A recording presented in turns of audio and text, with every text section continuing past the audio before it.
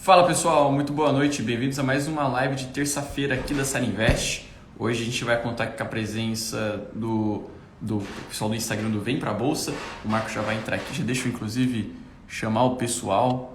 Muito boa noite para todo mundo que está entrando. Vamos ver para botar aqui. Pessoal, como é que vocês estão nessa noite de terça-feira que ficou frio do nada aqui em São Paulo, né? Clima meio esquisito. Ixi. Tá, aqui é filtro. Se eu botasse um filtro agora ia ficar engraçado. Aqui, vamos para a bolsa entrou. Show, chamei aqui o Rodolfo já.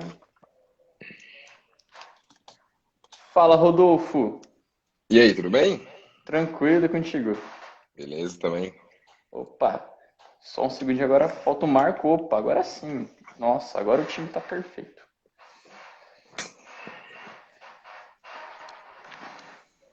Olha lá o Marco. Olha só se não é ele, quem que é? E aí, pessoal, tudo bem? Ah, estamos bem melhor agora, né? Com a sua presença. Aí sim, muito bom, fantástico. Eu tô só ouvindo um pouco de retorno, eu não sei se é. Eu Deixa eu... talvez fecha a precisa... porta aqui, pera aí, já volto. Se quiser... Deixa eu fechar aqui também.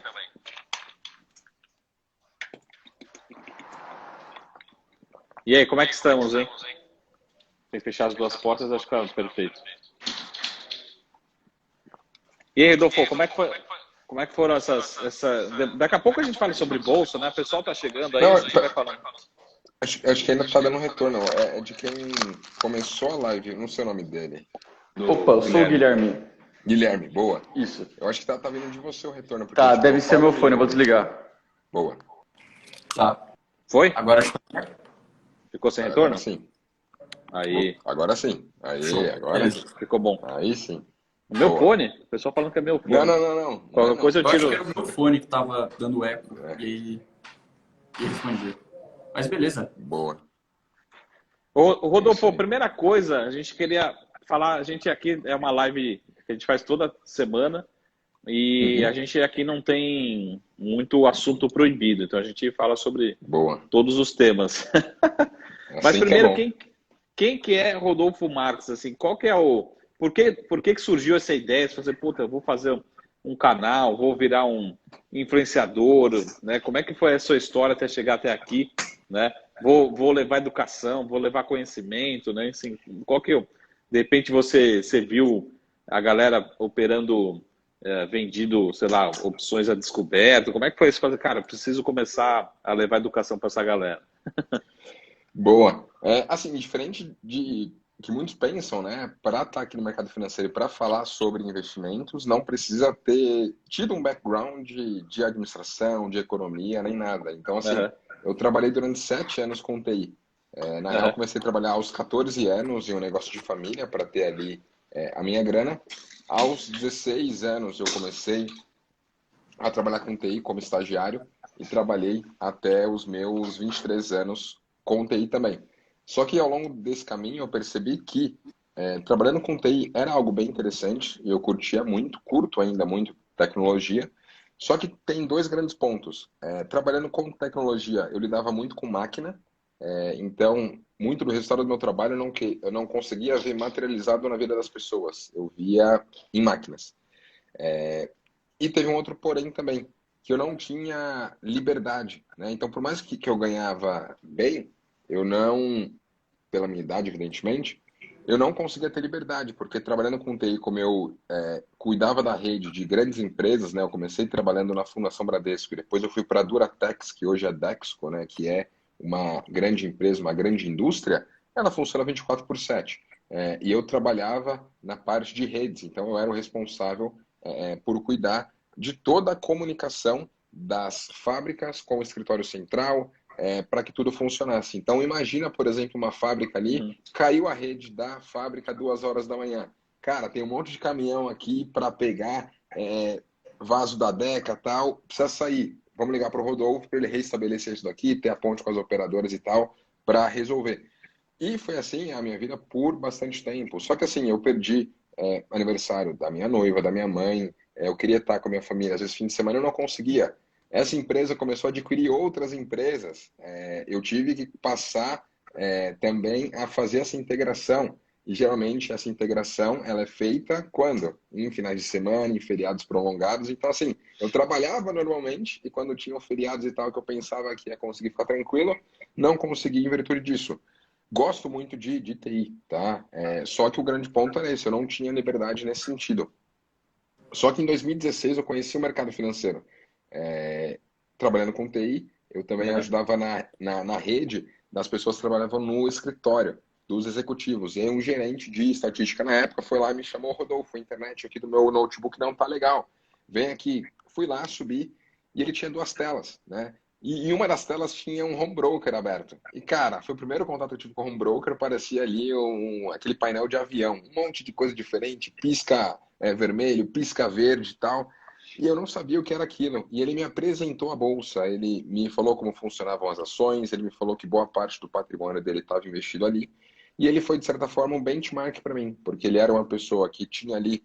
Ele mostrou para mim, né, o saldo da conta da corretora. Tinha pouco mais de 30 anos, tinha mais de meio milhão investido, tinha um bom carro, tinha uma boa casa. E eu falei para ele: poxa, como que você faz isso? Ele falou: eu trabalho, banco o meu estilo de vida e eu invisto os meus recursos também para que meu dinheiro trabalhe por mim.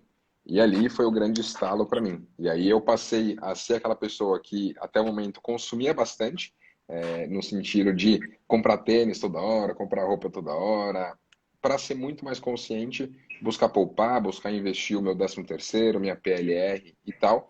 E fui fazendo isso, fui investindo na bolsa. 2016 foi um baita ano, mas 2017 veio o Wesley Day, e quando chegou o Wesley Day eu já estava 100% exposto em ações, e aí eu senti na pele, né, o que a bolsa cai 10% em um só dia, e ali, como eu estava só em ações, eu fiquei muito receoso a estar exposto só nisso. E foi a partir dali que eu comecei a diversificar mais os meus investimentos. Aí eu fui olhar para fundos imobiliários, eu fui olhar para ativos dolarizados, e o bom é que o mercado de tempos em tempos ele vai provando suas teses, né? E logo em Uhum. 2018 já veio outro baque na bolsa ali, que foi caminhoneiros, né? De maio a junho, bolsa caiu ali 30%, e eu consegui passar tranquilo por aquilo, eu consegui fazer boas compras de ativos que deram bom resultado, como Itaúsa, R$ 8, Bova 11, naquele momento a R$ 70, e aquilo me ajudou bastante a ter resultado, mas principalmente confiança, né, de que a minha tese estava se provando, de que a diversificação ela era interessante. Tanto que em setembro daquele mesmo ano, eu decidi vender o carro que eu tinha, que era um Mitsubishi Lancer, para colocar a grana na bolsa, porque eu queria alcançar logo a minha liberdade. Então, vendi o meu carro, coloquei aquela grana na bolsa e, por sorte, a bem dizer, né, mas eu acredito muito que a sorte acaba pegando quem está mais preparado também. Em outubro, o Bolsonaro foi eleito e não fazendo juízo de valor do que ele fez ou não, o mercado ficou animado e bolsa Sim. andou bastante. E ali, em fevereiro de 2019, né, depois de 2018, em fevereiro de 2019, a rentabilidade média da minha carteira estava bancando os meus custos de vida, que naquele momento eram menores, eu morava com os meus pais e tal. E eu falei, bom, se eu tenho a minha liberdade financeira, no sentido de que os meus investimentos pagam os meus custos de vida, vou sair aqui da TI e vou migrar inteiramente para o mercado financeiro, porque é algo que eu gosto. E eu tirei também, em fevereiro de 2019, a certificação CEA de especialista em investimentos, ou Uhum. seja, quero falar de investimentos na internet, eu tenho resultado, eu tenho a certificação, bora falar. Então, o Vamos para a Bolsa ele surgiu ali em abril de 2018, só que eu não aparecia, eu só compartilhava algumas ideias que eu Uhum. tinha, mas eu comecei a aparecer a partir de fevereiro de 2019 e de lá para cá, todos os dias, estamos aí compartilhando conteúdo para a galera. O Vamos para a Bolsa é só você, mas quem que está por trás? Assim, você tem uma produção, tem mais alguém acompanhando? Como é que funciona o dia a dia?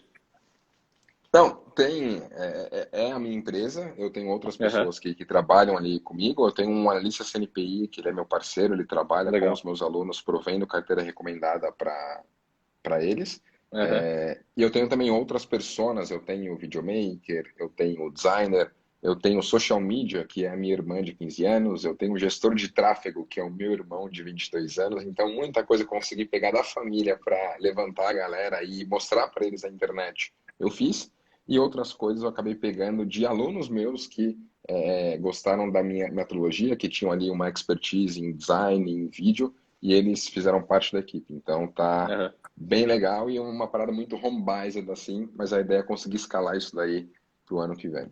Legal. O, o pessoal, o Gui também fica à vontade para fazer as suas perguntas, mas Rodolfo, só fazer uma pergunta aqui. Claro. Pô, você tá com. Eu tô supondo aqui, tá? Você chega na Bolsa Uhum. 2016, aí beleza, você tem uma pancada boa ali, 2016, anos bons, 2017, 18 e tal. De certa forma, foram anos bons, né? Mas aí você Uhum. chega em 2020, pô, você toma vários circuit breaks na cabeça, né? Você chegou a pensar, fala assim, o que que eu tô fazendo aqui, né? Será que eu tô no lugar certo? Como é que foi o ano passado para você, né?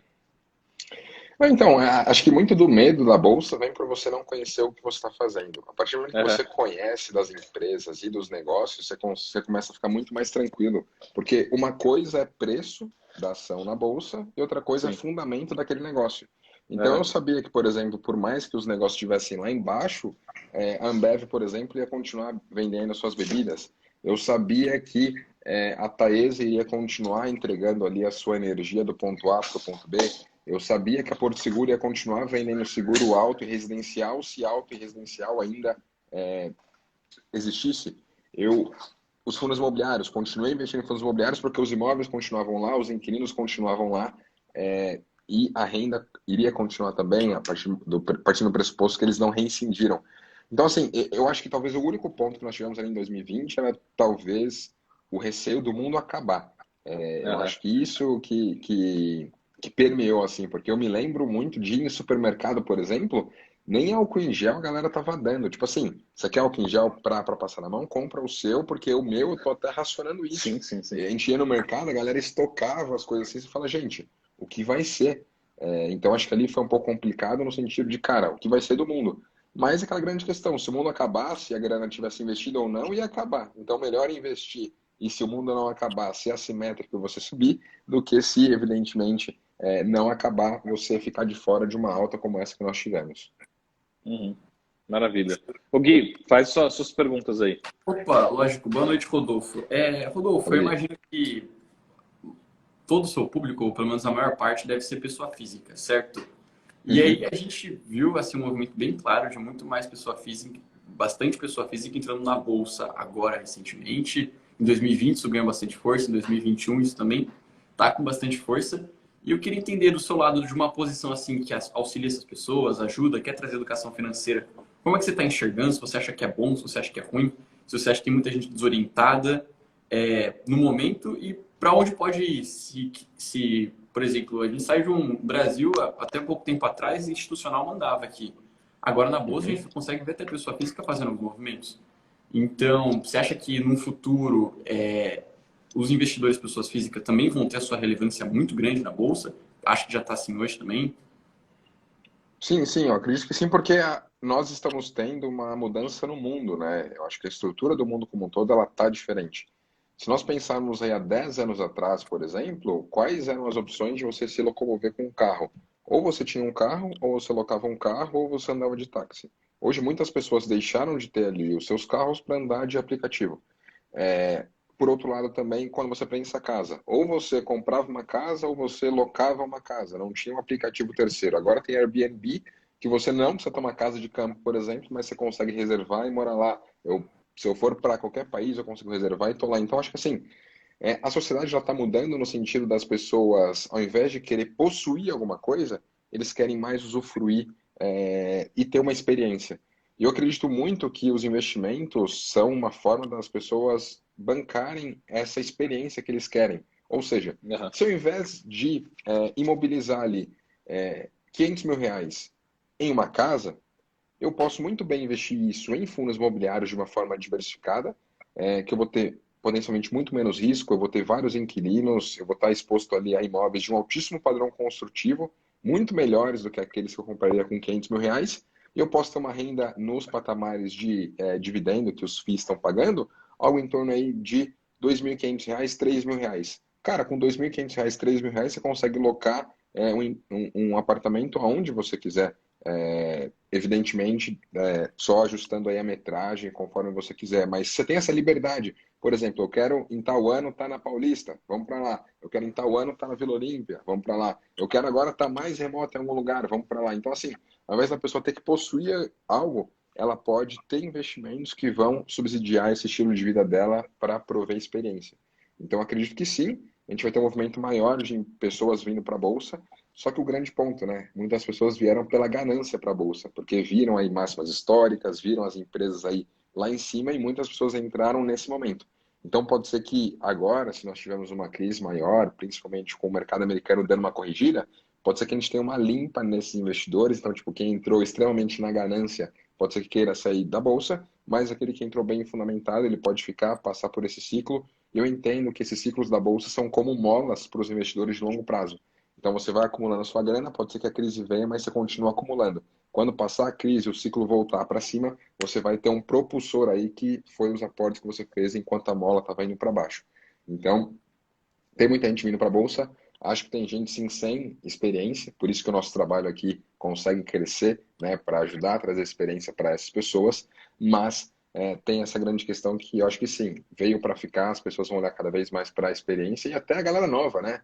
Galera nova aí que joga games e tal, eles estão muito acostumados a mexer com criptomoedas, por exemplo, então para eles virem para a Bolsa e entender mais esse ecossistema, eu acho que está muito perto. Uhum, show, perfeito, obrigado. Marco, tá aí? Eu tô aqui, vocês estão me ouvindo? Boa, tudo certo. Rodolfo, outra dúvida. Você falou que você tomou ali uma pancada nos investimentos, estava 100% bolsa, e aí você decidiu dar Uhum. uma diversificada, procurar por fundo imobiliário, procurar por dolarizar os investimentos. E aí, Sim. muito investidor aqui do Brasil, principalmente quem começou recentemente na bolsa, já começou a estudar, começou a olhar a empresa, tem ali um cenário, consegue estudar seus múltiplos, estudar os peers da companhia que a pessoa está olhando, mas isso que você falou relacionado à dolarização no investimento, como que eu, que conheço bem o Brasil, estudo as empresas do Brasil, pego e vou para os Estados Unidos, que é um país completamente diferente? Como é que eu vou estudar a empresa lá das empresas que eu tenho aqui? É a mesma coisa? É para onde eu começo olhando? Eu sinto que muito investidor, principalmente pessoa física que conhece a Bolsa Brasileira, sente essa dificuldade e ao mesmo tempo essa necessidade, né? Porque a pessoa tem que ter investimento dolarizado, ainda mais hoje em dia. Então, Sim. como é que você acha que a pessoa pode se guiar, pelo menos nesse primeiro momento de contato? Assim, o que eu fiz para me expor inicialmente ao mercado americano foi investir via ETFs, né? Então, eu comprava ali ideias, Hum. comprava uma cesta de ativos para estar exposto, por exemplo, às 500 maiores ações americanas, por meio do ETF VO lá fora, ou quem está aqui no Brasil, o IVB11, por exemplo. Então, eu compro uma ideia. Se eu acredito que o mercado americano vai subir e crescer e que as 500 maiores empresas que estão lá, elas podem ter uma performance melhor do que as que estão aqui no Brasil, ou que elas são muito mais maduras do que as que são aqui do nosso mercado tradicional, vai fazer sentido. Então, quando eu comecei a me expor no mercado americano, eu comecei dessa forma, olhando de uma forma mais ampla, porque, como você bem disse, não dá para você ver as empresas no detalhe, até porque as empresas americanas, elas tendem a ser globais. Então, uma coisa é como a Apple funciona aqui no Brasil, a Apple funciona de uma forma diferente na Europa, de uma forma diferente na própria América. Então, às vezes você olha como ela funciona aqui no Brasil, mas não quer dizer que ela funciona da mesma forma ao redor do mundo. Então, para você investir em empresas que são globais assim, eu prefiro investir em ideias. Então, foi o que eu comecei fazendo quando eu comecei a migrar os meus recursos para lá. Olhando principalmente para o S&P 500 ali, o maior índice amplo de ações americano, e depois eu fui olhando para algumas teses, né? Poxa, como eu tive um background de tecnologia, olhar para 100 maiores empresas do Nasdaq, por exemplo, né, que tem o ETF QQQ lá fora e tem o Nas 11 aqui no Brasil, começou a fazer sentido para mim. Olhar para as empresas de internet da China também fez sentido para mim, né, pelo tanto que elas conseguem crescer. E aí tem o ETF QWeb lá fora e tem, não exatamente esse de empresas de internet da China, mas tem como se expor a China aqui do Brasil pelo China 11. Então, acho que para aquilo que está um pouco longe de nós, vale você comprar a ideia. Vamos comprar uma Big Idea que terão várias empresas ali dentro. Depois, se você quiser se especializar, aí você faz um stock picking, você faz uma seleção e vai buscar se aprofundar. Uhum, show, bacana. Rodolfo, vamos para as perguntas um pouco mais difíceis, né? Bora. Mas vamos começar pelas mais fáceis. Depois a gente vai falar aqui sobre o pessoal falando sobre análise, enfim. Mas em termos de bolsa, né? Qual que foi, Uhum. você acha que foi a maior porrada que o Rodolfo fez nesses últimos anos? Né? Você fala, cara, peguei essa ação muito barato antes que o mercado, enfim, qual foi o grande acerto, né? Não só em bolsa, mas pode ser bolsa americana, qualquer fundo, enfim. Qual que foi uma porrada que Legal. você lembra? Assim, eu posso falar de duas, eu vou falar de uma do mercado americano e outra do mercado brasileiro. Uma do mercado americano foram as ações da XP, Uhum. porque elas abriram capital ali no fim de 2019, estavam hypadas ali, todo mundo falando e tal, e aí quando veio o Corona Crash, ela caiu absurdamente. E eu me lembro de comprar ela abaixo dos US$ 20, né? Foi perto dos 15, US$ 16 que eu comprei. Na verdade, eu fiz um preço médio, né? Eu não compro nada de uma só vez. Aprendi com os grandes gestores de recursos a sempre diversificar no tempo também, diversificar. Então, eu fiz aportes ali naquele nível de preço e a empresa aí saltou mais de 200% da minha carteira aí. Agora ela está, acho, US$ 44, US$ 45. Então, foi uma aquisição que eu fiz no momento de muito pânico no mercado que foi bem interessante. E uma outra empresa já aqui do mercado brasileiro, né, que esse ano me surpreendeu muito foi a Ambipar, né, uma empresa que trabalha muito forte aí em termos ESG, uma small cap. Passei a olhar mais para a small cap dado o cenário de crescimento que eu via para o Brasil e por ser uma empresa que tinha esse olhar para o ESG, que eu vejo uma demanda gigantesca para isso. E por ser uma empresa também que tem uma boa diversificação de receita, ela está aqui no Brasil, mas ela tem subsidiárias em outros países também, tem muito da sua receita em dólar, foi bem interessante. E eu comprei ela ali em patamares de R$ 24,90 e depois ela começou a anunciar aquisição praticamente todo dia, né? Era estranho um dia que a Ambipar não anunciava aquisição. E aí ela andou aí muito, deu mais de 180% de retorno na minha carteira e foi também uma tese recente aí que ajudou muito. Mas assim, não tem só acertos, tem erros também, né? Eu me lembro de comprar, por exemplo, o EWZ, né? O índice brasileiro que está lá na Bolsa Americana em 2019, pensando que o dólar iria ainda cair um pouco mais frente ao real e que o Brasil seria de fato o país do futuro e talvez crescer mais do que os Estados Unidos. E tá lá, tá para trás, né? Acho que nem todas as teses elas andam bem, mas o grande ponto né, quando você conseguir ganhar dinheiro, você ganhar bem dinheiro, conseguir 100%, 200%, que vai fazer muita diferença. E se perder, o máximo que você perder se não tiver alavancado é o capital investido. Uhum. Mas Ambipar você tem ainda Ambipar? Você zerou? Você está Tenho. zerando? Não, assim, eu fiz um descasque, né? Quando as coisas elas Uhum. sobem tanto assim e tomam talvez uma proporção muito grande da carteira, que foi o case Ambipar, eu fui realizando um pouco. Eu ainda tenho exposição, mas eu fui realizando um pouco, até mesmo para fazer uma gestão da carteira, né? Como eu vi que ela estava subindo muito nos últimos meses, né? Até agosto, por exemplo, estava subindo muito forte. E a bolsa Uhum. como um todo, outras teses estavam caindo. Então eu Sim. fiz o rotation, no sentido de vender a Ambipar, não porque perdeu o fundamento, mas porque ela estava mais esticada, outras teses estavam mais descontadas, e aí eu fiz esse switch, né? Tirei mais de Ambipar e coloquei em outras teses, mas ainda tenho em carteira sim, e acredito que ela tem uma grande avenida de crescimento, né? Porque ESG antigamente era um diferencial da empresa, e hoje é meio que mandatório, né? Igual o inglês no passado. Você queria ter um destaque no mercado, você tem inglês, esse é um diferencial. Agora, se você não tem inglês, você está para trás. Então, acho que esse critério ESG veio para ficar. E qual que é aquela ação? Depois a gente vai falar um pouquinho umas perguntas Vamos. mais difíceis, mas qual que é aquela ação que você fala assim, tá na carteira ainda, mas você fala assim, não devia ter vendido, né? Sempre tem uma ação que você fala, pô, que é aquela que tá ficando para buy and hold, mas não era para buy and hold, né? Fala, pô, agora também nesse preço eu vou deixar aqui, né? Existe Cara, isso? Tem alguma? existe a Sanepar. Cara, nunca eu comprei a Sanepar e deu certo para mim. Todas as vezes que eu comprei Sanepar, deu ruim. Comprei em 2017, aí tiveram aquelas questões lá do marco regulatório e tal. Eu comprei, caiu. Depois comprei em 18, comprei, caiu forte também por canetadas.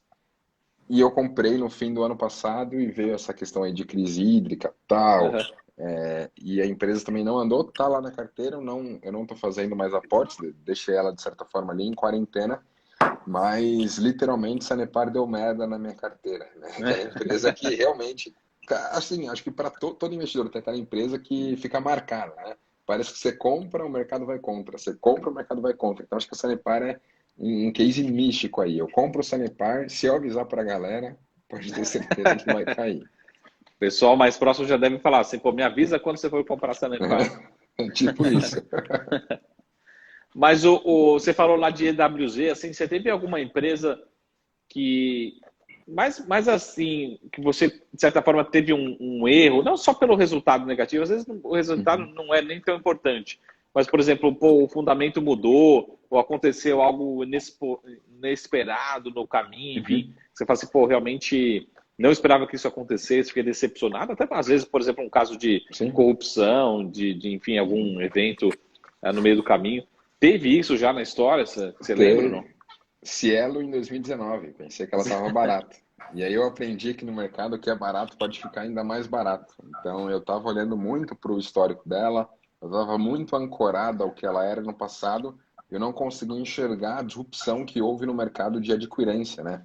Ou Aham. seja, ela nadava de braçada sozinha ali em 2016, 17, começaram a ter outros concorrentes aí, GetNet, PagSeguro, Safra Pay, e a galera entrou muito pesado. Tipo, o Safra entrava lá para queimar caixa mesmo, queimar dinheiro, porque ela queria aumentar a base de cliente. E aí fica um local que a empresa ela não consegue performar bem, dado esse cenário de que foi canibalizado, né? Então, acho que a barreira de entrada do segmento de adquirência caiu muito. Tem o Pix agora recentemente também, né? Claro, em 2019 mesmo eu estopei a posição com prejuízo. É, por reconhecer isso, mas se eu tivesse carregado ainda, né? Eu me lembro de entrar nela a R$ 8, R$ 9. E eu achava que estava barato. Agora está 3, abaixo de 3 e continua barato. Esse é o grande ponto. É.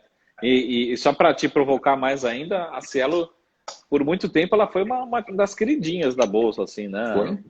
Alguns anos antes era, assim, eu não sei o que eu vou comprar, mas com certeza a Cielo vai ter na carteira, né? Ali na 2015, 16, né? Naquele período ali, até um pouco antes. Era Não, uma, exato, uma... mas esse é o grande ponto, né? Por isso que a gente tem que acompanhar os negócios e não é só buy and forget, né? Compra e esquece, porque se a empresa ela não estiver bem posicionada, se tiverem grandes mudanças no segmento, ela pode estar fadada ao fim, né? Pensa numa Blockbuster lá atrás, pensa numa Kodak, a própria Cielo, então acho que a gente tem que estar buscando sempre empresas que estão buscando crescer, né? Buscando inovar, que elas estão antenadas, porque acho que aquilo que para no tempo está fadado ao fracasso. Aham. E só para terminar aqui, Gui, depois eu já passo para você. Mas tem alguma ó, sala de minis aqui falando que queridinha agora é IRB. Tem alguma ação nova na sua carteira que você comprou recentemente, que você está mais animado? Sim, a 3tentos, né, uma empresa que abriu capital recente aí na Bacana. Bolsa, muito atrelada aí ao agro, e eu acho que a galera da Bolsa não sabe olhar para o agro, infelizmente. Eles olham muito mais para teses que estão mais próximo deles, mas acho que os sapatos sociais não entram lá na terra, né? Acho que esse é um grande problema. E é uma empresa aí que ela é familiar, ela está um bom tempo no mercado, ela consegue lidar muito bem com a questão de variação de preço dos produtos e afins, a própria variação do câmbio. E é uma empresa que eu vi ali com um grande destaque e quis colocar em carteira, mas assim, como é uma tese nova, eu vou montando posição, né? Não é uma posição hoje relevante na minha carteira, mas algo que eu estou buscando ali construir de fato uma boa posição, porque eu acredito muito no agro. Acho que pode trazer aí um crescimento descorrelacionado ao mercado tradicional, né? Aham. Porque agro é tech, agro é pop, agro é tudo, né? Quando a gente olha para o Brasil, acho que a principal avenida de crescimento que a gente pode ter é o agronegócio, porque nenhum país do mundo é tão rico, com um solo tão fértil como o Brasil é.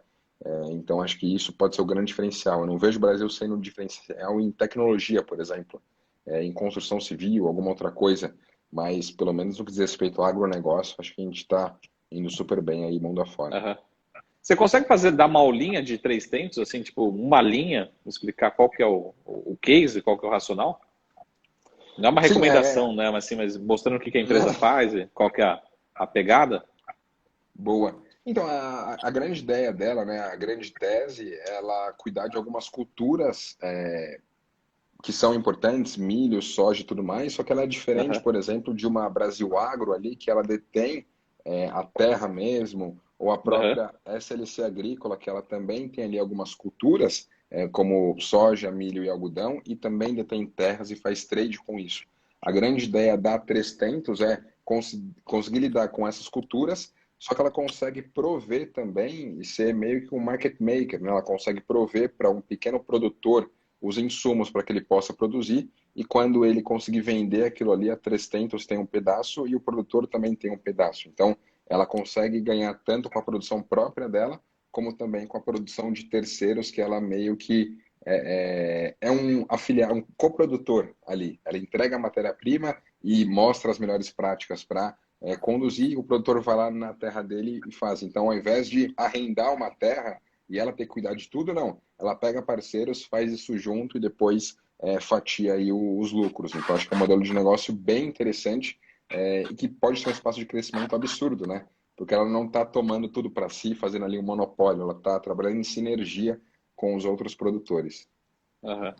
Legal. A Gabriela está perguntando aqui qual que é o nome da empresa, Três Tentos. O Rodolfo, só porque eu fiquei curioso aqui em relação ao case. Então, Claro. até a Brasil Agro, acho que recentemente, se fala a memória, ontem soltou um fato relevante de venda de terra, né? A Uhum. Três Tentos não faz isso, né? Ela não faz especulação imobiliária, né? A ideia não, a ideia é trabalhar mesmo com a produção das culturas, seja em terras próprias ou seja pegando esses outros produtores. Então é algo que realmente eu vi como um grande diferencial, né? Porque você arrendar uma terra tal é muito complicado, né? Você não tem a ciência e não sabe o quão fértil aquilo vai ser. Agora, quando ela consegue trabalhar em sinergia aí com esses produtores, é win-win para os dois lados. Então você tem que de fato produzir bem, tratar bem, porque o resultado vai ser dividido. Aham. Maravilha. O Gui já vai aproveitar e fazer uma consultoria aí, velho. Opa, Rodolfo, você falou que veio da área de tecnologia, certo? E hoje em Uhum. dia você falou que assim, tudo bem que o Brasil a gente tem que focar no agro, que é a maior parte do nosso futuro, por conta das empresas de terra, mas pelo menos 95% dos meus amigos estão na área de tecnologia hoje e a gente está vendo Uhum. que é onde, pelo menos, eu vejo onde os jovens querem concentrando, onde está pagando um bom salário, onde está crescendo muita empresa no Brasil. E, pô, você que veio da área de tecnologia, deve saber muito bem como isso funciona e deve ter uma facilidade maior para entender melhor as empresas, as dinâmicas das empresas. E, Uhum. pô, no Brasil, assim como no Brasil, como no resto do mundo, né, tech não é um setor só, não dá para levar as empresas como se fosse um conceito específico, não dá para, por exemplo, você olhar para múltiplos de tech. Isso é muito complicado porque cada tech faz alguma função específica, faz algum tipo de atividade, está numa área que outra tech não está. Então, na verdade, a grande maioria são completamente diferentes. Então, eu queria saber, você que veio da área de tech, como é que você está enxergando o setor no Brasil agora? Se tem espaço de crescimento? A gente viu que, pelo menos nos Estados Unidos e outros países, isso teve um boom forte que não está tendo no Brasil ainda. Pode ser que venha a acontecer, mas o que você acha? Você acha que pode acontecer em breve? O Brasil tem que ficar no agro mesmo, que é mais tranquilo, jogar no Não, seguro? não, assim, eu acho que o agro é algo que o Brasil tem como diferencial. Tipo assim, ele consegue fazer muito bem, ele tem uma expertise muito grande comparado ao que nós temos no mundo. O Brasil, ele é bom em tecnologia, mas quando a gente compara com os Estados Unidos, quando a gente compara com Israel, assim, a gente é um bebê comparado a tudo que eles têm. Muito em virtude também do acesso ao hardware que eles têm muito mais barato do que nós, né? Quando a gente pondera todos os impostos que você paga para trazer um produto para cá, é absurdo, né? O MacBook, por exemplo, que eu uso aqui, eu trouxe dos Estados Unidos e eu paguei US$ 1.100, que não é nada de outro mundo para eles. Esse mesmo MacBook aqui no Brasil está R$ 18.000. Tipo assim, é muito discrepante e um bom desenvolvedor tende a querer utilizar um MacBook para conseguir programar e tudo mais. Então, eu acredito sim no segmento de tecnologia, só que eu não vejo como o diferencial do Brasil nesse segmento. Tipo, é mais um país que tem participação em tecnologia, mas não é o nosso carro-chefe. Mas evidentemente que tem boas empresas aqui no Brasil que acho que elas estão indo bem. A própria Localweb, né, ela conseguiu surfar muito bem essa onda da pandemia, provendo serviços ali. A própria TOTUS também, né, com muitas aquisições que ela fez ao longo do caminho. A própria Cinca pensando aí no mercado financeiro.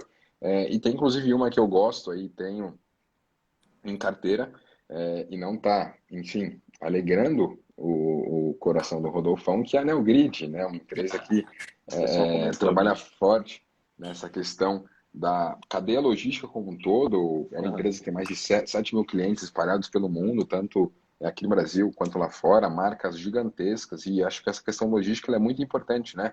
As pessoas estão comprando cada vez mais online, você ter essa gestão unificada é muito importante. Então, ela consegue ter muita informação lá e o próprio Big Data que ela traz também, né? Então, são informações que ela consegue ter ali da cadeia de clientes que ela tem, que ela pode prover informações relevantes para clientes dela, para que eles possam tomar melhores decisões do que vender, em que lugar vender.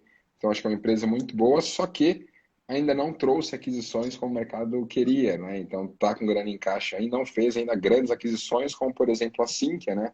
Que nos últimos 5 anos aí saltou 1000%. Ela fez muitas aquisições e isso destravou o valor dela. Só que, enfim, assim como eu tinha a Ambipar lá atrás, ela estava paradinha, paradinha, paradinha, começou a soltar a aquisição, deu aquele hype gigantesco e mudou o patamar e o perfil da empresa. Eu acredito que com o Neogrid a gente pode ter a mesma coisa, só que assim, tem que entregar resultado e acho que o mercado está penalizando ela por não ter ainda essas aquisições aí. Uhum, perfeito. Rodolfo, o Aprendendo a Investir Simples mandou uma mensagem assim: derivativos e opções, muita volatilidade, um monte de coração. Você compartilha da opinião dele? Você colocaria tanto Que- coração assim? Ah, cara, eu não faço uso particularmente, né? Acredito muito que a partir do momento que você tem uma boa carteira diversificada, seja aqui no Brasil, seja no exterior, seja em criptomoedas, que eu gosto de me expor, e você tem reserva, tem caixa, você não precisa fazer uso dessas coisas, porque assim, eu não preciso mostrar a cota, não preciso mostrar a variação da minha carteira para ninguém. Né? Diferente de um fundo que às vezes ele tem ali um VaR máximo e até tanto de oscilação ele pode aguentar. Acima disso, ele tem que zerar a posição para não ter maior volatilidade. Eu não preciso disso. Eu faço gestão da minha própria carteira. Eu acredito muito nos ciclos de mercado, né? Que tem mercado de alta, mercado de baixa. Por isso que o símbolo do Vamos para a Bolsa é o touro e o urso, né? Para saber que os dois andam juntos aí. Eu tenho que estar otimista com o mercado subindo, que o touro está lá, mas não pode esquecer que tem o urso, ele pode fazer o mercado cair. Assim como não posso ficar extremamente pessimista quando o mercado está caindo e o urso está dominando, porque o touro pode voltar. Então, eu acredito muito nessa grande questão aí, mas eu não faço uso de derivativos, né? Acho que eu talvez teria que usar muito tempo para isso. Tem a questão de timing para você entrar, porque são contratos futuros, opções têm vencimento também. Então, eu prefiro focar na minha atividade, ter essa estrutura focada para o longo prazo, e quedas para mim vão encaixar como oportunidades, porque eu sei que no longo prazo a tendência da bolsa é uma só, é subir. A tendência do mundo é uma só, evoluir. Então, é para cima que vai andar, por mais que tenhamos percalços aí ao longo do caminho. Uhum, show bacana. E o Rodolfo, nesse momento que você fala assim de caixa, de gestão, de estratégia, como é que está o Uhum. Rodolfão hoje? Você está fazendo caixa? Gastou caixa na segunda-feira? Como é que está a sua preocupação em relação a esse momento? Vale a pena diminuir posição, aumentar a exposição? Como é que, olhando para a bolsa local aqui, principalmente? Assim, o que eu fiz foram algumas modificações no sentido de, se de fato a bolsa cai mais, a minha carteira cai menos. Porque eu acho que o bom investidor é aquele que, quando a bolsa cai, ele consegue preservar capital e quando a bolsa sobe, ele consegue aproveitar esse cenário. Então, se a bolsa está caindo agora, o cenário está um pouco mais complicado, eu prefiro me defender um pouco mais. Então, saí de algumas teses de crescimento, coloquei mais essa grana em teses de valor, de empresas mais consolidadas, como a própria Vivo, por exemplo, que eu acho que é uma grande empresa que ela é de valor, ela é bem consolidada, pagou mais de 7% de dividendos nos últimos 12 meses e também pode ser uma grande avenida de crescimento com o 5G aqui no Brasil e outras empresas também, do próprio setor de seguros, elétrico e tudo mais, e aportei mais também em fundos imobiliários. Ou seja, para Uhum. conseguir me preservar um pouco mais em ativos geradores de renda num cenário um pouco mais adverso. E tenho aí também em caixa, né? 25% dos meus recursos em real estão em caixa, fora caixa em dólar que eu também tenho. Se for pegar o comp disso, está dando algo em torno de 30% a 32% em caixa. Que eu particularmente acho fundamental, né? Tem muita gente que fala que cash is trash, Mas para mim, cash sking no sentido de que, cara, bolsa caiu, eu tenho dinheiro, eu vou ficar tranquilo. Porque tem dias que tudo cai, né? Segunda-feira foi um dia que, cara, tudo caiu. Bolsa Sim, sim, Brasil sim. caiu, bolsa lá fora caiu, criptomoeda caiu. O que não caiu? 100% CDI não caiu aquele dia. Então acho que ter reserva vai Copel. ajudar nesse sentido. Copel. Copel. Boa. Lembro. Lembrou bem. Mas, de certa forma, você está animado com essa bolsa 110 mil pontos? Como é que você está vendo aí o curto prazo, vamos dizer assim, vamos tentar quebrar em dois, né? Como é que você está vendo o Uhum. Ibovespa daqui até o final do ano? E depois, a outra pergunta eu volto, mas já pensando no longo prazo, um pouco mais para Boa. 2022 para frente, né? Não, assim, em relação às empresas da Bolsa, eu estou bem otimista, porque os resultados estão vindo aí fantásticos, né? As empresas, elas conseguiram passar por uma das piores crises aí do mercado e muitas delas conseguiram crescer. Então, se nós olharmos especificamente para as empresas, para os negócios, eu sou bem otimista. Mas quando a gente olha para o cenário político e fiscal, que é algo que as empresas não controlam, e nós investidores também não controlamos, eu acho que é aí que está o grande radar. Então, acho que a minha concepção ela é, de certa forma, mista. Se fosse só pelas empresas, seria um baita buy opportunity, principalmente considerando o mundo, no patamar de preço que o mundo está. Agora, quando a gente considera aí os riscos políticos e fiscais, que é um intangível, a gente não consegue controlar, aí eu já fico um pouco mais pessimista, porque, poxa, se o governo não consegue conversar bem entre os poderes ali, quando a gente tem uma eleição de 2022, que a gente pode ter uma pessoa que, poxa, estava com um partido que ferrou o país e que foi preso e tal, e parece que a justiça não funciona mais no Brasil, eu fico muito receoso. Por isso que, assim, sou otimista em relação ao Brasil, mas otimista até certo ponto, porque tem coisas que a gente não consegue controlar aqui e há anos que tem esses efeitos e cenários políticos aí. Então, é um misto, né? Eu continuo comprando aqui no Brasil, mas também não deixo de investir lá fora, não deixo de investir em criptomoeda, porque a minha renda já é em real. Muito do meu patrimônio já está em real. Então, acho que tem que diversificar sim, porque é triste dizer isso, né? O Brasil ele poderia facilmente ser uma potência muito maior do que ele é hoje, se a gente tivesse uma gestão mais efetiva, porque a natureza nos ajuda muito, o clima nos ajuda muito, as pessoas como um todo nos ajuda muito a conseguir crescer. Mas infelizmente esses fatores exógenos aí pode travar um pouco esse crescimento. Uhum. Maravilha. O Gui, manda mais uma pergunta aí. Eu tenho uma pergunta de um case, eu não sei se você tem acompanhado, se você também Uhum. tem uma opinião, mas tem um case bastante polêmico, é um IPO recente, que é a Enjoei. Não sei se você tem Uhum. acompanhado, mas tem tanta opinião assim divergente, né? Tem gente que ama a empresa, tem gente que odeia a empresa, tem gente falando bem, tem gente falando mal, inclusive tem grandes gestores posicionados no papel. Você tem acompanhado esse case particularmente? É um case novo, né? E a gente conhece bem também, Uhum. né, pela internet. Sim, não é um case que eu conheci mais por estar exposto à rede social e os meus seguidores falarem muito. Quando Sim, estava sim. hypado lá em cima, a galera, É, nossa, que enjoei. Depois, quando caiu e devolveu tudo e mais um pouco, nossa, que enjoei. Mas eu até testei, né, para utilizar, porque no passado, algumas coisas antigas que eu tinha em casa, por exemplo, eu vendia pelo OLX e uhum, funcionava super bem. Só que começaram a ter muitos golpes pela OLX e tudo mais. E aí eu parei de vender por lá. E eu via a Enjoei como uma alternativa. Só que assim, tem muitas pessoas que vendem produtos falsificados lá dentro e você não consegue controlar.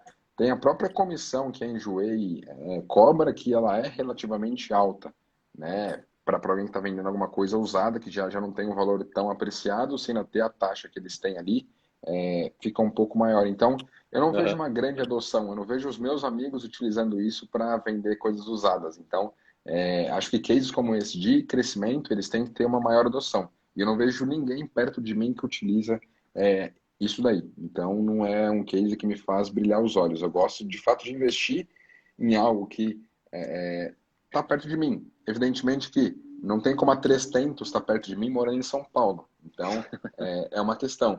Mas o Enjoei, por ser algo de internet, algo escalável, ele poderia estar perto de mim, mas não está. uhum. Maravilha.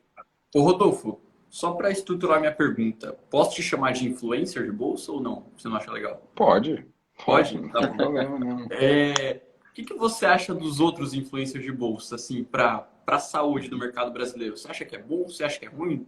Depende, com certeza depende, né? Mas você acha que está tendo um crescimento, né? Está tendo um boom recentemente. E até que ponto isso é prejudicial e até que ponto isso pode ser positivo para, principalmente para o investidor pessoa física, né? Que muitas vezes pode acabar sendo aí mal influenciado, teoricamente. Eu acho que assim, as pessoas, quanto mais pessoas falarem de algo, mais outras pessoas tendem a saber disso. Então, acho que isso é positivo. O que eu não acho interessante é que tem muitas pessoas falando de investimentos, falando de muitas coisas, sem o mínimo preparo no sentido de certificação, que eu acho que é fundamental. Assim, você não vai operar alguém se você não for médico e tiver o seu CRM. Você não vai advogar de forma profissional se você não tiver ali OAB. Então, eu acho que a gente tem que ter um nível de profissionalização disso daí. Tipo, você quer falar de mercado, você quer falar de investimentos, tenha no mínimo uma certificação para você ser especialista em investimentos, para você ser, se quiser, destrinchar mais investimentos, falar de uma forma como um analista, como o Marco, eu sei que é. Então, acho que o que falta um pouco é isso, esse grau de maturidade, porque se a pessoa ela não tem a base, ela pode falar muita informação errônea. E aí, como um influenciador, ela pode influenciar as pessoas a tomarem decisões erradas, porque esse influenciador ele não sabe, às vezes, algumas coisas básicas. Tem pessoas aí que falam de criptomoeda, por exemplo, e falam que não investem na bolsa porque a bolsa não tem, que as ações, na verdade, têm FGC. Tipo assim, não tem FGC. Não existe isso para ações. Então, as pessoas às vezes falam de muitas coisas, mas nem sabem coisas básicas. Então, acho que o que falta para esses influenciadores, em muitos casos, é isso. Mas de resto, eu gosto muito, tenho muita parceria com muitas pessoas, faço muito collab, acho que isso é fantástico. Hoje mesmo, o Felipe Moleiro, né, o Kid Investor, veio aqui no meu escritório, nós gravamos, poxa, ele tem 13 anos. Assim, eu tenho 26 e muitas pessoas já me acham muito novo para falar do mercado, ele tem 13 anos. 13 anos eu brincava de Hot Wheels e ele já está falando de investimentos e empreendedorismo para a galera. Então, acho que esse movimento ele é muito bom. Eu só acho que deveria ter aí alguma coisa para melhorar no sentido de subir a régua. Tipo assim, quer falar de investimentos na internet?